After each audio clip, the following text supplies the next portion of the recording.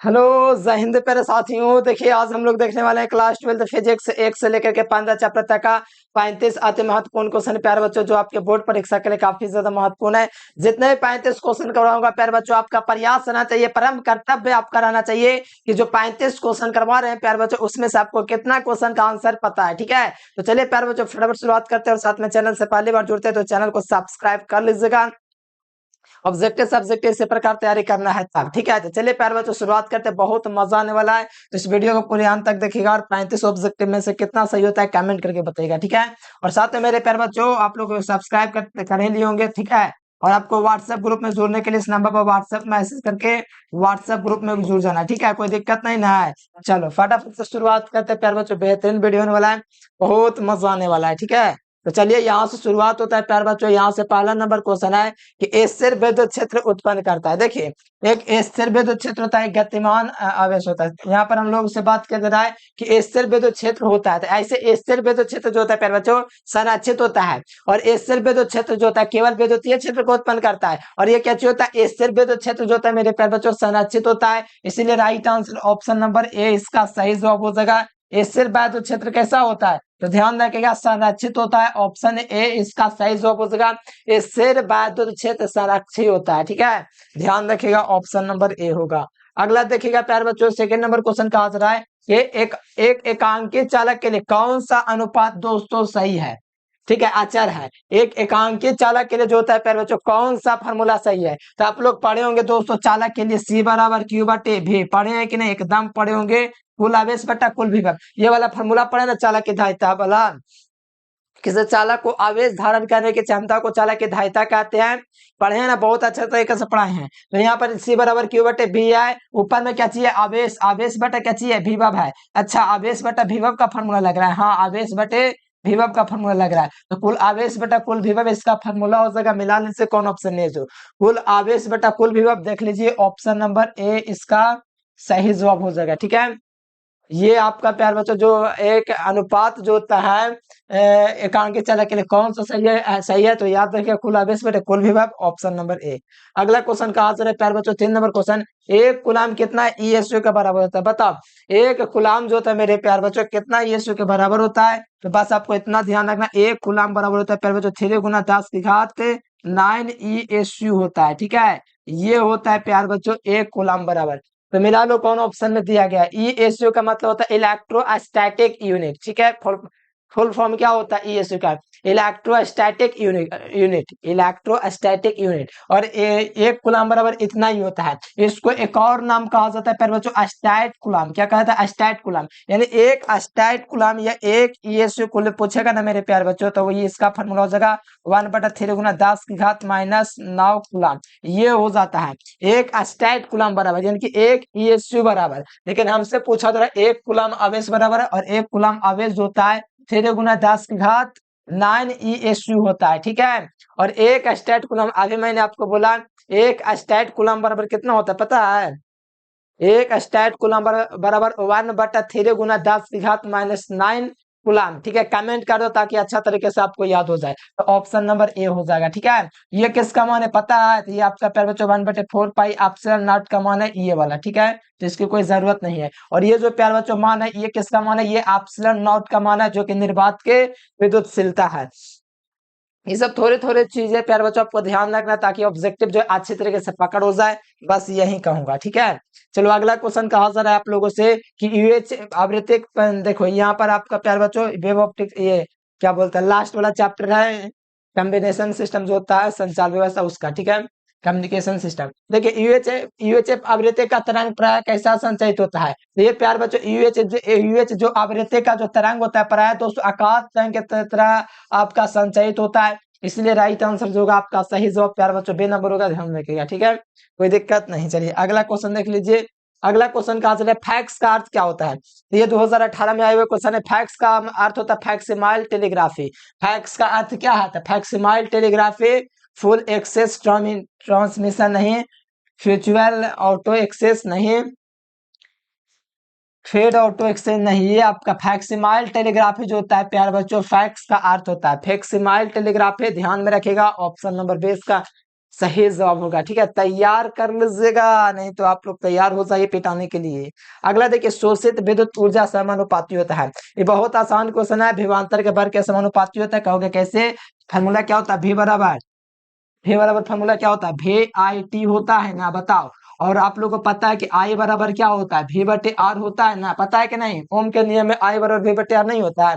ओम का नियम I बराबर V/IR होता है ना, V/I/R। तो यहाँ से हम लोग प्यार बच्चों आई का मान निकालेंगे तो इधर से गुना से भाग में जाएगा तो आएगा ना, गुना से भाग में आर, यानी कि आई का मान V/R। तो यहाँ पर रख देंगे तो V स्क्वायर हो जाएगा, बट्टा में R हो जाएगा, इंटू में T हो जाएगा। तो W बराबर में है ना, तो W बराबर में, तो बताइए V समानुपाती कार्य, यानी कि कार्य विभवांतर के समानुपाती नहीं हो रहा है, बराबर है मतलब समानुपाती है ना, है। अरे तो यानी कि शोषित विद्युत ऊर्जा समानुपाती होता है, विभवांतर के वर्ग के समानुपाती नहीं है। कौन? शोषित विद्युत ऊर्जा। शोषित विद्युत ऊर्जा W जो है विभवांतर के वर्ग के समानुपाती है, नहीं दिख रहा है, तो इसीलिए right answer option number C हो जाएगा। एकदम अच्छे तरीके से तैयार कर लीजिए कॉन्सेप्ट के साथ, ताकि याद रहे। अगला क्वेश्चन आ जाइए। अगला क्वेश्चन का आंसर है कि वेट स्ट्रेन से तो तुलना करता है। तो वेट स्ट्रेन से तो जो प्यारे बच्चों प्रतिरोधों का तुलना करता है। ये जो मापता है ए उच्च प्रतिरोध और निम्न प्रतिरोध दोनों को मापता है, इसलिए आप लोगों को ध्यान में रखना है कि वेट स्ट्रेन से तो तुलना करता है उच्च एवं निम्न प्रतिरोध दोनों का, इसीलिए राइट आंसर ए नंबर हो जाएगा। अरे उच्च निम्न प्रतिरोध ना दिया था, क्या दिक्कत है? अरे नहीं दिया था, हम लोग को पता ना कि प्रतिरोध को मापता है। अब अल्प है ये नहीं है, दीर्घ है ये नहीं है, तो हम लोग क्या कर सकते हैं? क्या ही कर सकते हैं? अल्प प्रतिरोध या तो सिर्फ प्रतिरोध को लगा सकते हैं।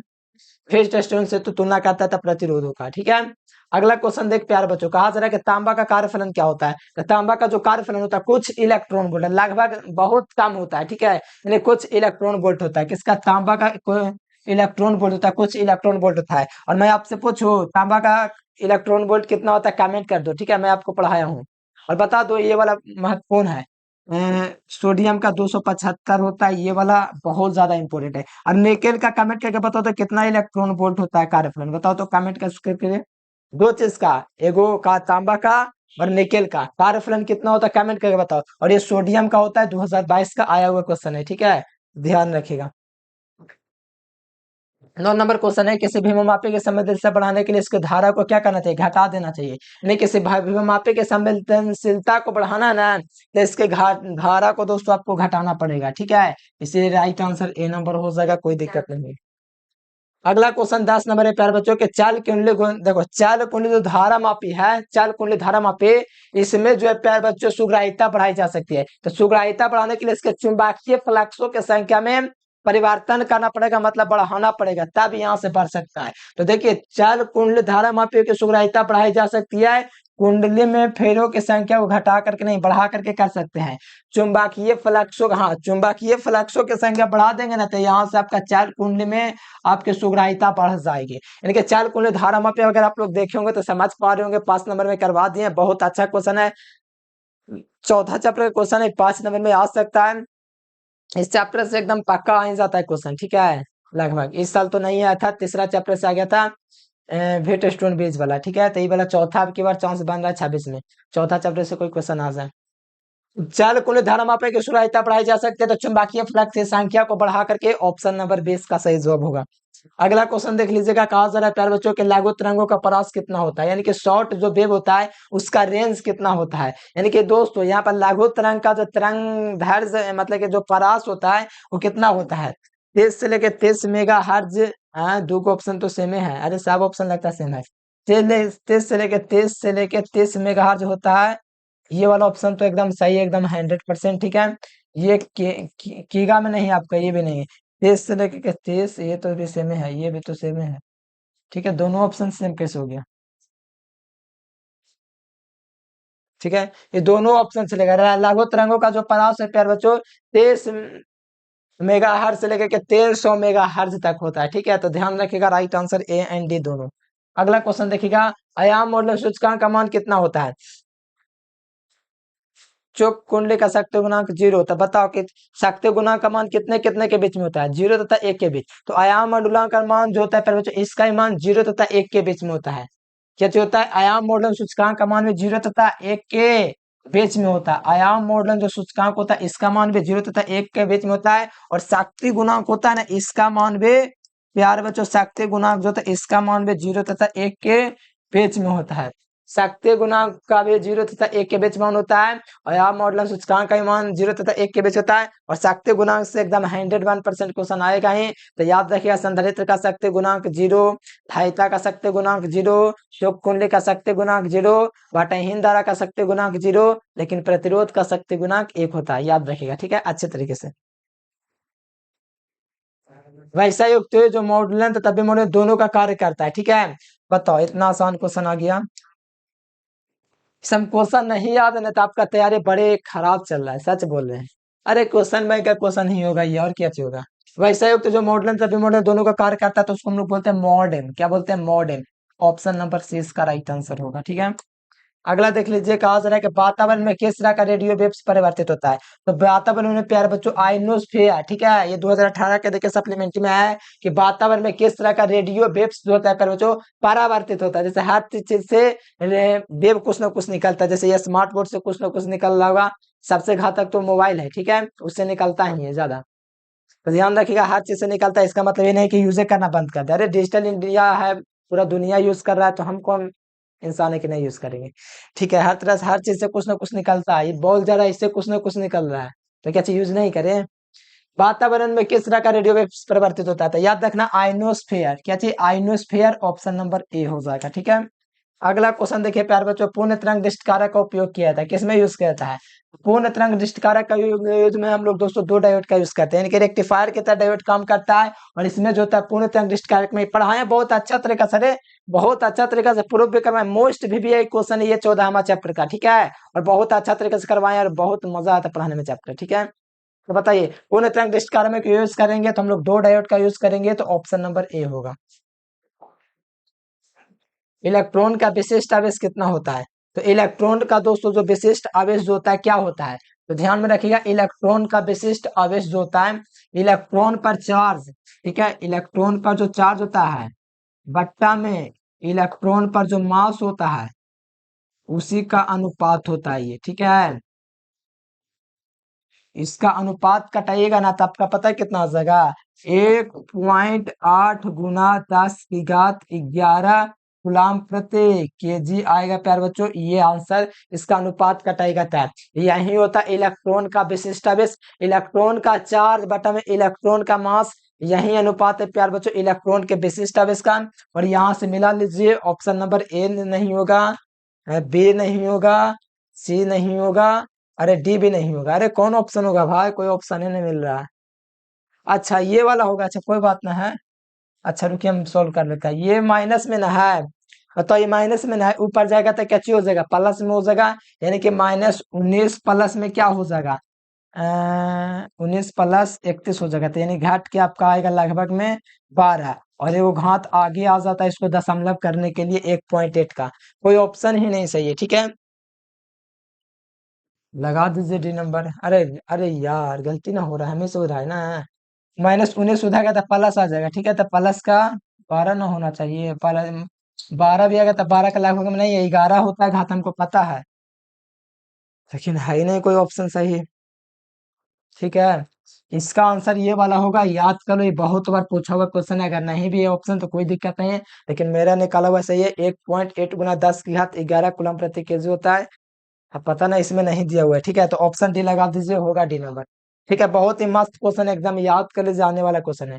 इलेक्ट्रॉन वोल्ट द्वारा मापा जाता है, तो इलेक्ट्रॉन वोल्ट द्वारा दोस्तों विद्युत ऊर्जा को मापा जाता है। और ये इलेक्ट्रॉन वोल्ट होता है प्यारे बच्चों ऊर्जा का सबसे छोटा मात्रक होता है। और एक इलेक्ट्रॉन वोल्ट का जो मान होता है कितना होता है? इतना कूलाम होता है प्यारे बच्चों, केजी ना होता है, इतना केजी होता है प्यारे बच्चों किसका मान? तो ध्यान रखिएगा, अच्छा इलेक्ट्रॉन वोल्ट ना है, तो इलेक्ट्रॉन वोल्ट ही होगा, ठीक है।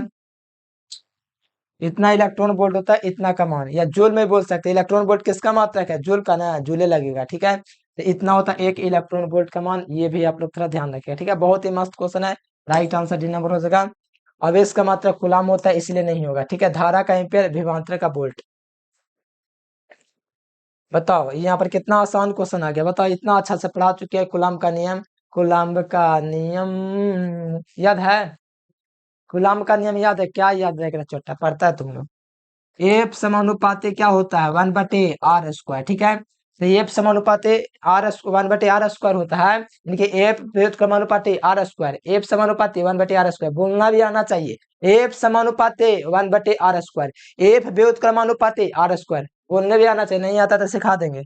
ठीक है, यदि दो आवेशों के बीच की दूरी दोगुनी कर दी जाए, अच्छा दोगुनी कर बीच की दूरी क्या होता है, आर होता है, अगर दोगुनी कर दी जाए तो उनके बीच लगने वाला बल होगा, अरे भाई बात दुगुना कर देगा तो मान लो कोई दुगुना कर देगा तो दो दूनी चार ना हो जाएगा, ये आर है, एफ समानुपाती क्या हो जाएगा, दो का स्क्वायर हो जाएगा, तो दो का स्क्वायर कितना हो जाएगा, चार हो जाएगा, यानी कि एफ समानुपाती क्या हो जाएगा, वन बटे चार हो जाएगा, यानी कि बल का वन चौथाई होगा, बल का वन चौथाई देख लीजिएगा तो ऑप्शन नंबर सी हो जाएगा। कितना हौला क्वेश्चन है ना, कितना आसान क्वेश्चन नहीं दिख रहा है, अगर तिगुना कर दिया जाएगा तो वन बटे नाइन का गुना हो जाएगा, अगर दो आवेशों के बीच की दूरी दुगनी कर दी जाए तो वन बटे नाइन हो जाएगा, कौन बड़ी बात है, अगर चार कर दिया जाए तो चार चौको 16 गुना हो जाएगा, वन बटे 16 गुना, अरे कोई बड़ी बात नहीं सम, ठीक है, बस बढ़िया से पढ़िए, तैयार हो जाएगा आपको अच्छा तरीके से, ठीक है। अगला क्वेश्चन देखिएगा, कहा जा रहा है कि द्रव्य तरंग सिद्धांत के प्रतिपादक कौन थे, तो द्रव्य सिद्धांत के दोस्तों प्रतिपादक थे ड्रे ब्रोगली भैया, कौन थे, द्रव्य तरंग सिद्धांत के प्रतिपादक करने वाला वैज्ञानिक ड्रे ब्रोगली था, और ड्रे ब्रोगली का समीकरण आप लोग को याद है, क्या होता है, लेमडा बराबर एच बटे पी, कमेंट करके बताओ तो ये फार्मूला होता है हाँ या नहीं ड्रे ब्रोगली का, ठीक है, कमेंट इन द कमेंट कर दीजिए, ठीक है। अगला बताइए, आधे चक्र में प्रतिवर्ती धारा का माध्यमान कितना होता है, 0 की 1, आधे चक्र प्रतिवर्ती माध्य का मान दोस्तों 2I0 बटे पाई होता है, आधे चक्र के लिए ये वाला मान होता है प्यारे बच्चों, तो ध्यान दीजिएगा, तो आधे चक्र के लिए क्या होता है 2I0 बटा में पाई, आधे चक्र के लिए होता है, और पूरे चक्र के लिए 0 होता है, क्योंकि पूरे चक्र के लिए दोस्तों प्रतिवर्ती धारा का मान 0 इसीलिए होता है क्योंकि आधे चक्र में धनात्मक और आधे चक्र में ऋणात्मक होता है, यानी आधे चक्र का मान ये है प्लस में, ठीक है, और दोस्तों एक ऋणात्मक होगा आधे चक्र के लिए 2I0 बटा में पाई, क्योंकि आधा चक्र धनात्मक होता है, आधा चक्र ऋणात्मक होता है, जैसे ये मान लो आपका प्यार बच्चों ये इस प्रकार से होता है, ठीक है, ये आपका क्या चाहिए प्रतिवर्ती धारा इसी प्रकार से चलता है, इससे इससे, ठीक है, ऐसे ऐसे चलता है, ठीक है, तो ये आधे चक्र में क्या चाहिए प्यार बच्चों, ये आपका धनात्मक है, आधे चक्र में ऋणात्मक, तो बताओ आधे चक्र का मान कितना होता है, इसका मान 2I0 बट्टा में पाई होता है, 2I0 बट्टा में पाई होता है, तो ये प्लस में ऊपर वाला, नीचे वाला कैसे हो जाएगा, माइनस में हो जाएगा, तो बताओ काटी ना जाएगा दोनों प्लस माइनस, इसीलिए पूरे चक्र के लिए 0 होता है, लेकिन आधे चक्र के लिए क्या हो जाएगा, ऑप्शन नंबर बी हो जाएगा 2I0 बटे पाई प्रतिवर्ती धारा का, ठीक है, और प्रतिवर्ती धारा क्या ही बताए बहुत, ठीक है, इतने ध्यान रखिए, बस ऑप्शन नंबर बी होगा। अगला देख लीजिए, एल आर पे पथ के प्रतिबाधा क्या, इम्पीडेंस क्या है, बताओ, इतना आसान क्वेश्चन है, इतना पिटेंगे कि नहीं पता रहेगा, ठीक है। प्रतिरोध का मात्रा क्या होता था, सबको पता है ओम होता है, धारतीय प्रतिघात का मात्रा क्या होता है, ओम होता है, प्रेरक प्रतिघात का मात्रा क्या होता है, ओम होता है, प्रतिबाधा का मात्रा क्या होता है, ओम होता है, रेजिस्टेंस का मात्रा क्या होता है, ओम होता है, रिएक्टेंस का मात्रा क्या होता है, ओम होता है, इम्पीडेंस का मात्रा क्या होता है, ओम होता है, अरे भाई बस आपका ओम यहाँ पर दिख रहा है, ठीक है, देख लो कितना बार पूछा गया है, तो एल आर पे पथ का प्रतिबाधा ना पूछा गया है, तो एल आर परपथ का प्रतिबाधा जो होता है फिर बच्चों आर बर ये होता है जेड बराबर क्या होता है, जेड बराबर होता है under root R square plus omega square L square, कैसे हुआ सारा चीज पढ़ाया हुआ है, ठीक है, तो जेड बराबर under root R square plus L square, मिला लो कहाँ पर दिया गया है, तो देख लीजिए ऑप्शन नंबर डी इसका राइट आंसर होगा, ठीक है। और सुनो, इसका साक्त्य गुणांक पूछेगा तो साक्त्य गुणांक का फॉर्मूला क्या चाहिए होता है पता है, कॉस साक्त्य गुणांक कॉस फाइव होता है, कॉस फाइव बराबर और आर बटे जेड होता है, उनके आर बटा जेड, ये अगर इसका साक्त्य गुणांक पूछेगा तो ये फॉर्मूला हो जाएगा आर बट्टा में under root R square plus omega square L square, इस प्रकार से फॉर्मूला हो जाएगा, ठीक है, कोई दिक्कत नहीं ना है, साक्त्य गुणांक पूछेगा एल आर पद का प्रतिबाधा पूछा तो राइट आंसर डी नंबर, कोई दिक्कत नहीं है भैया। अगला देख लो, अगला क्वेश्चन कहा जा रहा है, प्रतिवर्ती धारा परिपथ में शक्ति व प्रतिरोधक के रूप में या तो प्रतिरोध करे, एकदम मोबान क्या बताए, एकदम इतना ज्यादा भिविया क्वेश्चन है कि क्या ही बताएं, एकदम भिविया है, ठीक है। प्रतिवर्ती धारा परिपथ में शक्ति व्यय केवल प्रतिरोध के रूप में होता है, पहले पढ़ा चुके, बहुत अच्छा तरीके से करवाए भी है और करके दिखाए भी हैं, ठीक है, 7वां चैप्टर बहुत मजा आता है पढ़ाने में चैप्टर, ठीक है, तो ध्यान रखिएगा प्रतिवर्ती धारा परिपथ में शक्ति व्यय होता है किस रूप में, तो केवल प्रतिरोध के रूप में, ऑप्शन नंबर ए हो जाएगा। अगला क्वेश्चन देखिए, विद्युत चुम्बकीय तरंग में विद्युत एवं चुम्बकीय तरंगों के बीच का कलांतर क्या होता है, तो विद्युत चुम्बकीय तरंग में विद्युत एवं चुम्बकीय तरंगों के बीच का जो कलांतर होता है फिर बच्चों 0 डिग्री होता है, ये कमेंट आप लोग करके बताइएगा, ठीक है। अगला देख लीजिए, विद्युत चुम्बकीय तरंग नहीं है, बताओ, मामा की एक सुई हुई कार चलाने के लिए आई एम रेडी याद है, मामा की एक्सयूवी कार चलाने के लिए आई एम रेडी। तो मामा की का मतलब गामा किरण, मामा के एक्स यू भी कार चलाने के लिए एम आई एम रेडी। इसका मतलब हुआ गामा किरण जो कि विद्युत चुम्बकीय तरंग है, ठीक है, तो नहीं है ऑप्शन में। ये किरण गामा मामा की, ये इसका मतलब एक्स किरण जो विद्युत चुम्बकीय तरंग है, अल्ट्रा वायलेट अवराक्त किरण विद्युत चुम्बकीय तरंग है, ठीक है, और एक्स किरण विद्युत चुम्बकीय तरंग है। पूछा जरा नहीं है प्यारे बच्चों, ध्वनि तरंग विद्युत चुम्बकीय तरंग नहीं है, और प्रकाश तरंग में विद्युत चुम्बकीय तरंग है। इन्हें नहीं है तो ध्वनि तरंग जो है विद्युत चुम्बकीय तरंग नहीं है, और प्रकाश तरंग अनुप्रस्थ होता है, ध्वनि तरंग अनुदैर्घ्य होता है, ठीक है। तो ध्यान रखिएगा, बहुत ही इंपॉर्टेंट क्वेश्चन है, देखो 2022 में पूछा हुआ है। ध्वनि तरंग जो है विद्युत चुम्बकीय तरंग नहीं है। प्रकाश का वेग कहाँ पर जो है प्यारे बच्चों महत्तम होता है? प्रकाश का वेग महत्तम होता है निर्वात में। कितना होता है यहाँ पर प्रकाश की चाल? तो 3 गुना 10 की घात 8 मीटर प्रति सेकंड यहाँ पर प्रकाश की चाल सबसे अधिक होती है, ठीक है। और शीशा में लगभग दो गुना कुछ ऐसे होता है, या तो 2.5 गुना कुछ होता होगा, ठीक है, थोड़ा ध्यान में नहीं है। और पानी में भी 2 गुना कुछ ऐसे होता है, 2.5 करके, ठीक है। तो यहाँ प्रकाश का वेग सबसे ज्यादा महत्तम होता था निर्वात में, 3 गुना 10 की घात 8 मीटर प्रति सेकंड, जो कि इंपॉर्टेंट क्वेश्चन है, ध्यान रखिएगा। अगला क्वेश्चन देख लीजिए, कहा जा रहा है आप लोगों से कि जब प्रकाश एक माध्यम से दूसरे माध्यम में दोष प्रवेश करता है तो कौन सी राशि नहीं बदलती है? तो वो आपका आवृत्ति नहीं बदलती है। जब प्रकाश एक माध्यम से दूसरे माध्यम में प्रवेश करता है तो यहाँ से प्रकाश प्रवेश करता है ना, तो आवृत्ति नहीं बदलता है। Right answer option number B हो जाएगा। अगला देखिए, लेंस की क्षमता का मात्रक क्या होता है? इतना आसान क्वेश्चन है कि आप लोग एकदम ठोक देंगे इस क्वेश्चन का। बताइए कमेंट बॉक्स में, लेंस की क्षमता का मात्रक क्या होता है? कमेंट कीजिए, नीचे नीचे कमेंट कीजिए, देखिए नहीं आगे, नीचे कमेंट। लेंस की क्षमता का मात्रक क्या हो जाएगा? तो देखो, कार्य का जूल होता नहीं होगा, डायोप्टर हो जाएगा। कैंडेला ज्योति तीव्रता का होता है, शक्ति का मात्रक वाट होता है, और 1 वाट बराबर जो होता है मेरे प्यारे बच्चों वो आपका जूल प्रति सेकंड होता है, ठीक है। कोई दिक्कत तो नहीं है, कोई दिक्कत, ठीक है, तैयार रखिएगा। अरे क्या ही बताऊं, मेहनत करोगे रोज रोज तो बढ़िया हो जाएगा तैयारी। कुलाम बल जो होता है प्यारे बच्चों, केंद्रीय बल भी है और विद्युत बल भी है। इनके कुलाम बल जो होता है दोनों है, विद्युतीय बल और केंद्रीय बल दोनों होता है। यानी कुलाम जो बल है प्यारे बच्चों, विद्युतीय बल भी है और केंद्रीय ये कुलाम बल भी है, ठीक है, दोनों बल है विद्युतीय बल। कुलाम बल दोनों है, मतलब विद्युतीय बल और केंद्रीय बल। ये क्या ही क्वेश्चन है, इतना आसान है। यदि समरूप विद्युत क्षेत्र एक शख्स की दिशा में है तो सम विभव तल भी बाई जेट के तल में, ये फिगर बनेगा ना, 3D ऐसे होता है, देखे ना ऐसे। आपको दिख रहा है ये अंगुलियां ना दिख रहा है? इसको क्या बोलते हैं? इसको बोलते हैं मध्यमा, इसको बोलते हैं अनामिका, ठीक है। देख रहे हैं आप लोग को? नहीं नहीं, इसी प्रकार का होता है, देखिए ये ऐसे है। ये इस प्रकार से एक्स वाई जेड होता है, तो एक्स है तो वाई जेड के तल में चल जाएगा। कहाँ चल जाएगा? वाई जेड के तल में, तो ऑप्शन नंबर सी हो जाएगा इसका, ठीक है। एक्स वाई जेड जैसे होता है ना, वैसा ही। अगला देखिए, विद्युत आवेश का क्वांटम ई एस में होता है। तो विद्युत आवेश का क्वांटम ई एस में जो होता है पर बच्चों इतना मान होता है। क्या होगा कैसे? तो देखो, विद्युत आवेश का क्वांटम ई एस में कितना होता है? तो ई एस बराबर कितना होता है पता है आप लोगों को? एक ई एस बराबर पता है कितना होता है? हम्म ई एस बराबर प्यार बच्चों कितना होता है? विद्युत आवेश के क्वांटम पूछेगा तो एक गुना होगा ना, यहाँ से 16 3 48, तब लगभग में इतना पहुंच जाएगा, ठीक है। तब इसका मान होता है प्यार बच्चों लगभग में 3 गुना 10 की घात 29 होता है। इसको गुना कीजिएगा तो आपका इस प्रकार से प्राप्त हो जाता है। अच्छा ये वाला है, विद्युत आवेश का क्वांटम, क्वांटम का मतलब होता है प्यार बच्चों 1.6 गुना 10 की घात -19 कूलम। चलो कोई दिक्कत नहीं है। ई एस यू मात्रक में होता है, और ई एस यू जो होता है कितना होता है? ई एस यू जो होता है 3 गुना 10 की घात 9 होता है, ठीक है, ये ना होता 9 ना होता है। तो यहाँ तो 16 3 48 लगभग में यही वाला होगा, ठीक है। पावर जुटेगा तो आप लोग को पता है ये गुना होगा मेरे प्यारे बच्चों, मतलब कि इसमें गुना करेंगे तो 16 जुड़ेगा, गुना पावर तो माइनस का 10 आ गया, कोई दिक्कत ना है। और 16 3 48 होता है, जो कि लगभग में इतना ही होगा, ठीक है, जो कि ए नंबर होगा, कोई दिक्कत वाली बात नहीं।